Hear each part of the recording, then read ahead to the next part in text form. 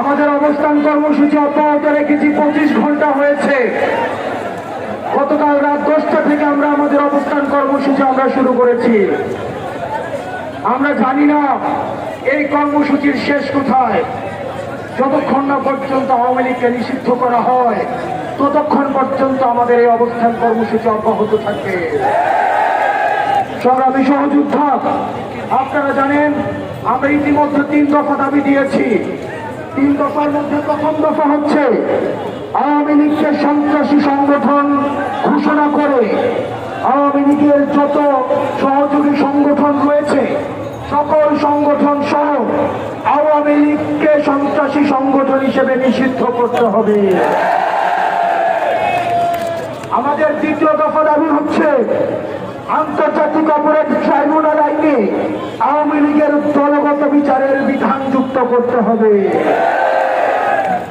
তৃতীয়ত জুলাইয়ের ঘোষণাপত্র জারি করতে হবে। প্রিয় সহযোদ্ধা, আমাদের এই 3 দফা দাবি যতক্ষণ না পর্যন্ত বাস্তবায়ন হয় ততক্ষণ পর্যন্ত কি আমরা এই মাঠ ছাড়ব? আমরা কি এই মাঠ ছাড়ব? আমি আগামীকালের কর্মসূচি ঘোষণা করছি। এই 3 দফা দাবিতে আমাদের এই অবস্থান কর্মসূচি অব্যাহত থাকবে। পাশাপাশি আগামীকাল বিকাল 3টার দিকে শাহবাগে গণজামায়াত ঘোষণা করা হচ্ছে।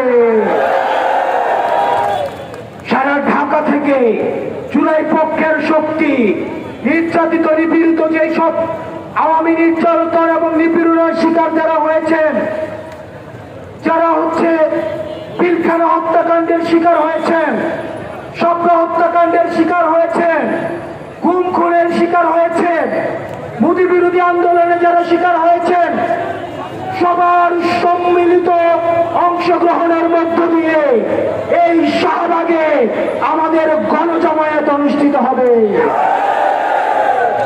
তার সাথে সাথে সারা বাংলাদেশে আমাদের প্রত্যেকটা জুলাই পয়েন্টে যে পয়েন্টে আন্দোলন হয়েছে ঠিক সেই পয়েন্টে আমরা গণজামায়াত ঘোষণা করছি।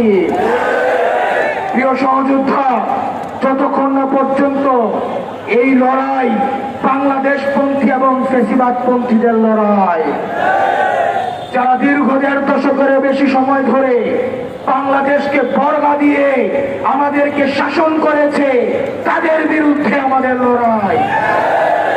যেই সিদ্ধান্ত জনগণ 5ই আগস্ট নিয়েছে সেই সিদ্ধান্তের আইনগত ভিত্তি প্রতিষ্ঠা করার লড়াই।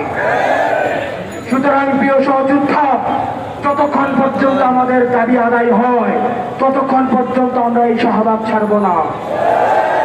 কিছুক্ষণ পরে শাহবাগের বাম দিকে এলইডি স্ক্রিনে আওয়ামী লীগের নির্যাতন এবং নিপীড়নের ভিজুয়াল চিত্র প্রদর্শিত হবে। আপনারা সবাই অবস্থান করে সেটিকে আপনারা দেখবেন। আসসালামু আলাইকুম ওয়া রাহমাতুল্লাহ।